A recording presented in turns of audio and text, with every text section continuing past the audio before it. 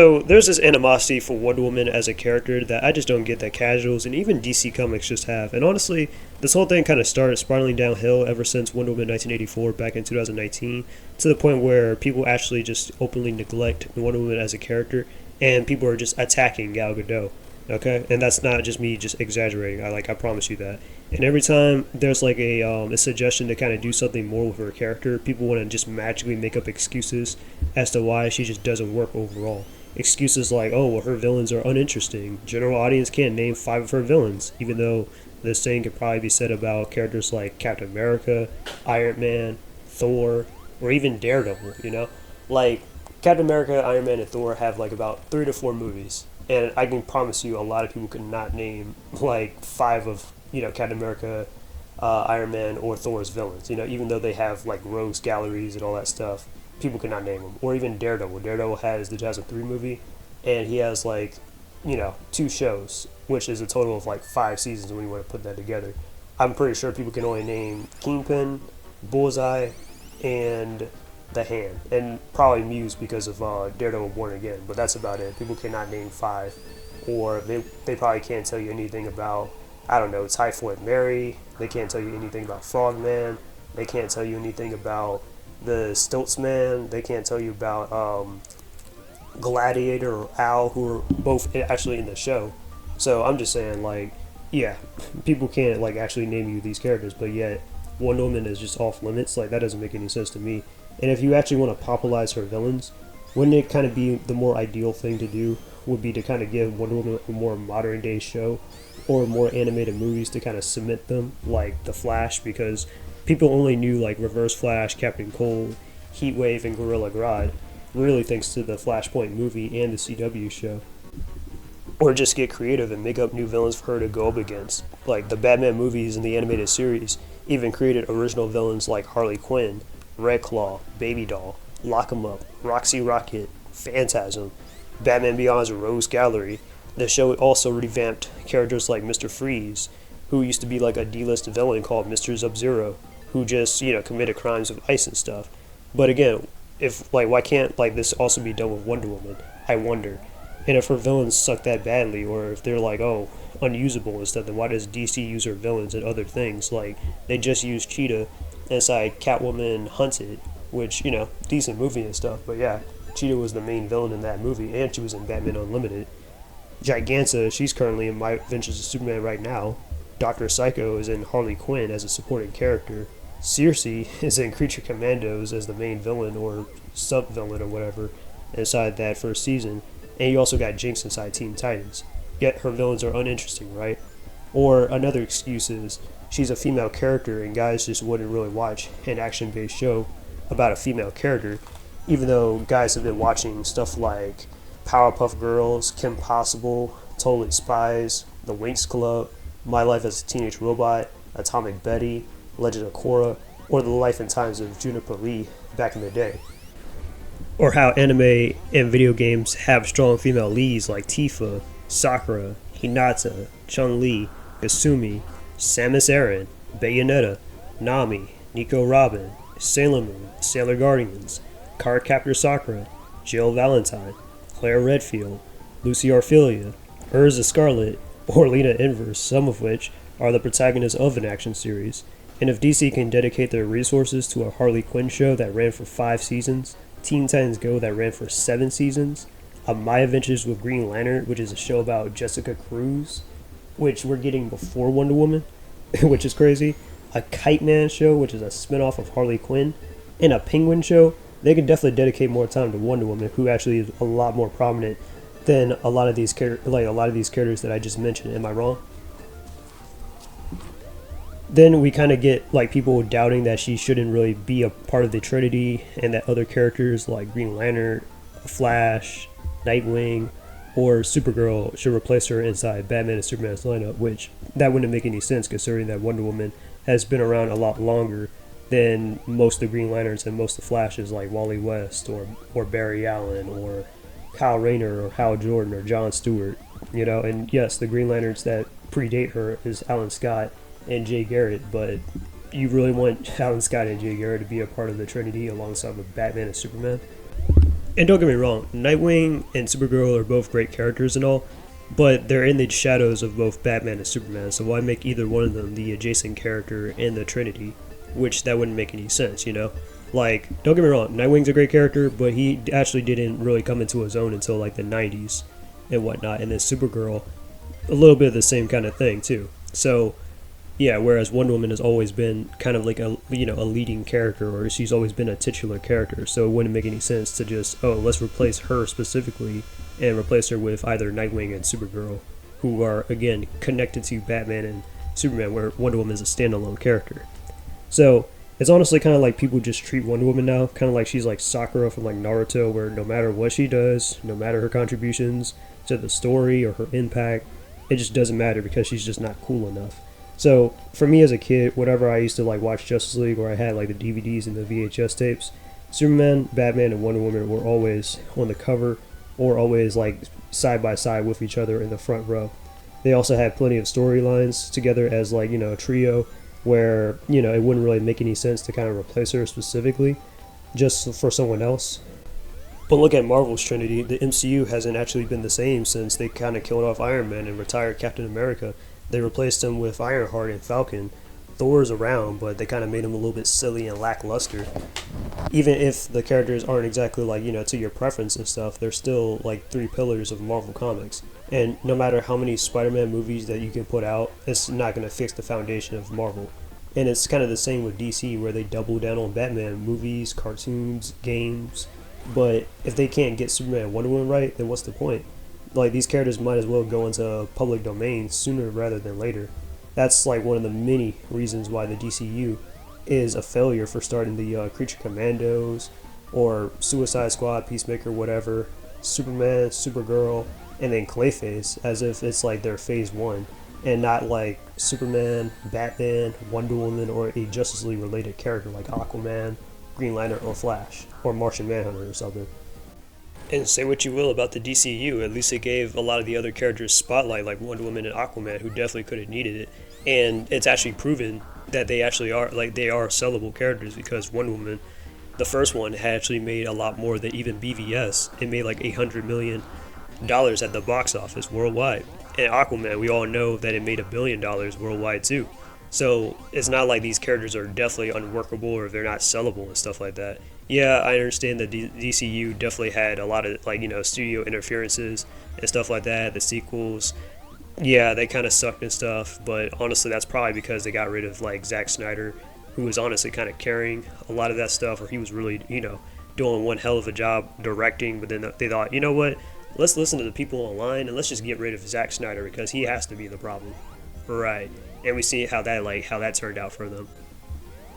And I know that they were supposed to have like an Aquaman cartoon, which they did, but it was like some weird parody comedy thing, which nobody wanted, which that's on the level of like Teen Titans Go with some ugly ass character designs that they have for the characters. So yeah, of course that's not going to like do any kind of brand damage to Aquaman as a character, or that canceled Wonder Woman video game.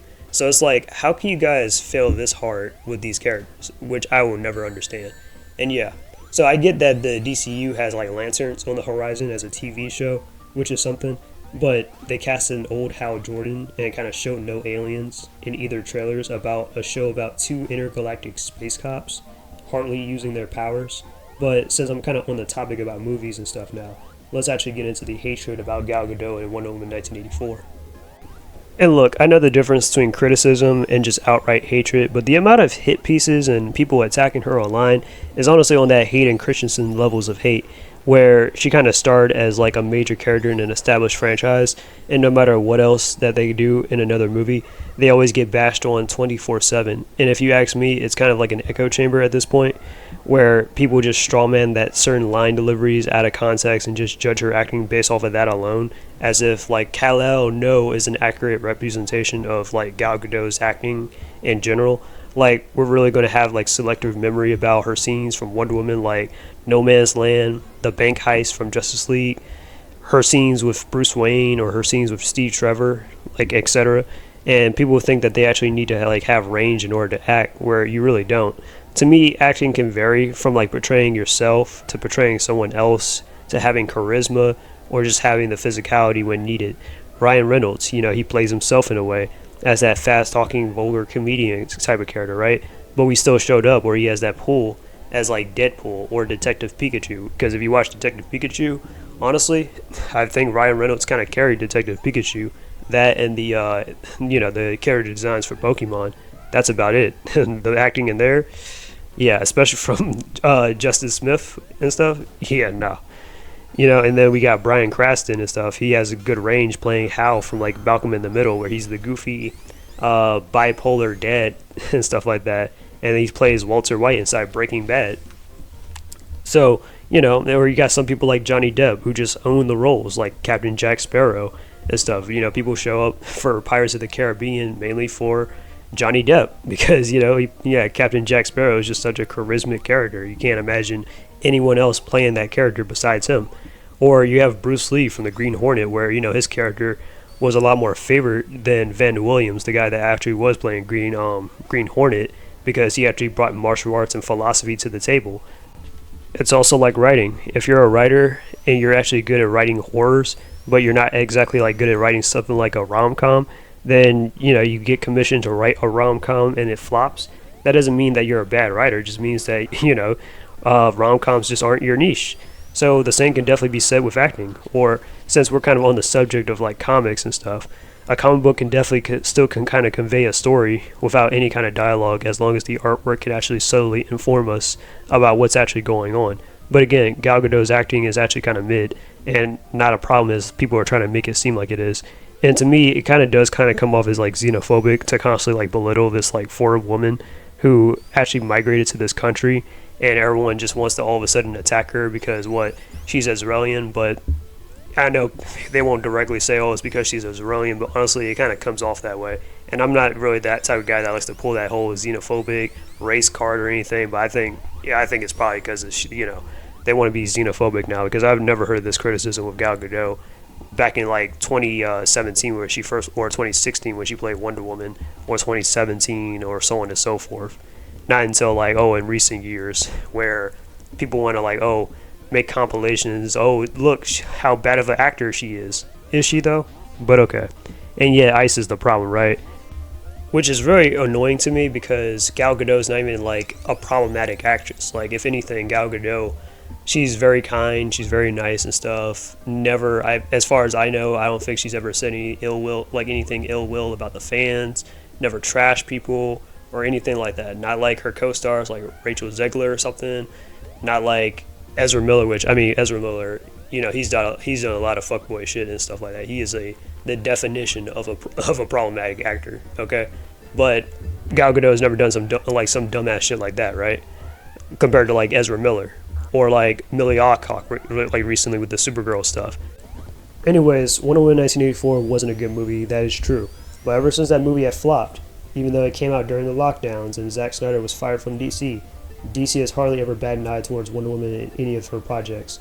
Now we get lazy writers, bare minimum artwork, a canceled video game, trying to correlate LGBT to the character and the Amazons when that's never been the case and part of their mythos, lip service, and constantly trying to retcon her origins. And let's not also forget that DC tries to cover up very conservatively with that armored skirt, and even before that they try to put pants on her and stuff like that to because they're just that ashamed of her, her design, or her legs showing.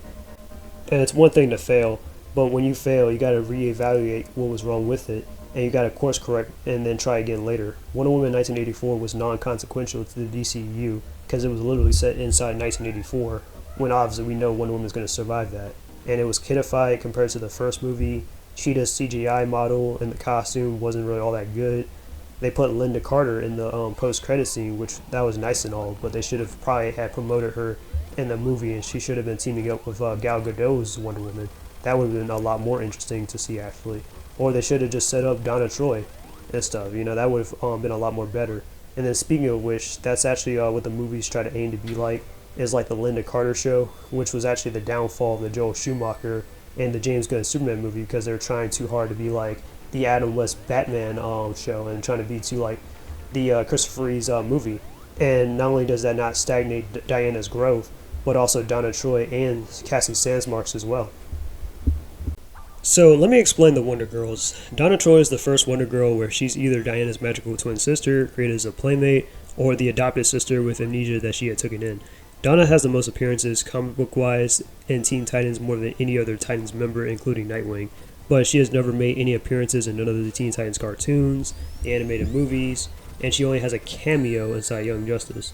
The only show that actually utilized her was actually Titans, and Titans wasn't even all that good of a show.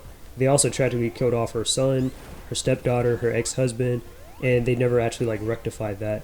They never brought her children back to life through the multiverse or some kind of future version from another timeline or anything like that. And now we're going to enter Cassie Sandsmark. Cassie Sandsmark is the second Wonder Girl who was a part of the Young Justice and eventually became the leader of the Teen Titans. And she's only made a few appearances inside Young Justice and Super Sons. And her placement and characterization, like Tim Drake, was given to Miss Martian and Nightwing, who was never a part of the team and has never been close to Connor Kent like the latter. And before there's another excuse about Cassie being boring, they literally had grafted her entire origin and being Zeus's bastard child onto modern Wonder Woman, even though the relationship with New 52 Wonder Woman had with Superman was actually Wonder Girl's relationship with Superboy.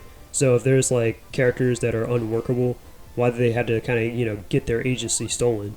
Or why is it far-fetched for them to have it very least give Wonder Girls a dedicated run if Nightwing, Red Robin, Batgirl, Supergirl, or Superboy can have one?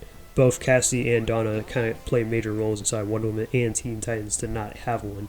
And it's not like they can't actually make cutbacks to characters who actually don't need it, because we have a Harley Quinn series that's ran for 61 issues, an unnecessary Poison Ivy series that's been ongoing since 2022, an upcoming Clayface story, and Batman Bad Seed by Matt Fraction, which he could have just put this inside that current Batman and Robin run that he was working on. And then we have pointless stuff from last year, like Two-Face, Jenny Sparks, and Crypto, the Superdog series. So you're telling me that they couldn't just put that with Donna or Cassie or something, but we're getting all this? Okay. And that kind of continues to kind of prove my point that Batman kind of hinders the DC universe because they can't actually focus on anything else besides just Batman, his villains in Gotham City. And currently Wonder Woman is actually written by Tom King, who's actually known for a lot of deconstruction stories, who kind of screwed up Batman, Catwoman, Mr. Miracle, Wally West, and Supergirl, and he's been trying to do this with Wonder Woman for quite a while. And he actually introduced a future OC character in Lizzie, who has a spin-off book for some apparent reason over Donna Troy and Cassie Sandsmark, where she kind of acts like a Mary Sue, or she's dealing with campy adventures about corgis and stuff like that. That's kind of what kids and what fans want to see from Wonder Woman, right? And if you want my opinion of my own preferences on what I would actually like to see from Wonder Woman, I would actually like to see a more influence from the Bronze Age and the post-crisis versions. I've been following Wonder Woman comics for a few years now, and my favorite era would actually be the Bronze Age. I just like how it's just a traditional superhero story where she's just special intelligence in the Air Force as Diana Prince, and her alter ego is just Wonder Woman. This being the 70s, she was a female Clark Kent kind of thing going on with the glasses and her love for Steve Trevor. She fights villains episodically like the terrorist organization Cobra, Circe, Silver Swan, Blockbuster, Angleman, Cheetah, and Mars, aka Ares. And usually her books was shared with Helena Wayne, aka Huntress, the daughter of Bruce Wayne and Selena Kyle from the Silver Age. But even then, it was a lot more longer than the stuff that we get now, where everything is fast-paced and we get charged $4.99 for that. Because even the DCAU, the Justice League Action, kind of pulled from this version, and the DCAU Wonder Woman is an amalgamation of Silver Age and Post-Crisis, where Hippolyta is a blonde, and she's a full-time superhero, just like in Post-Crisis. Justice League Action kind of restored her secret identity, just like in the Bronze Age, but they also pull from the New 52 and Rebirth versions, and they should actually take some creative liberties from George Perez, John Burns, or Eric Luke is runs to kind of modernize the characters in her world so that they can actually bring in Donna, Artemis, Cassie, and even Diana's black twin sister Nubia, but actually done right. The characters have been around for 80-something years, so there's a lot of history and lore that they actually could pull from, but for some reason they just choose not to, despite being a multi-million-dollar corporation with several divisions that can boost the character. And it's not like Wonder Woman hasn't had a standout moments or anything, that we haven't seen, and like, to justify that, oh well, her not getting a series or whatever, because we've seen animated movies and cartoons and stuff like that where she's kicking ass. So it's like, why not have that in the as a show?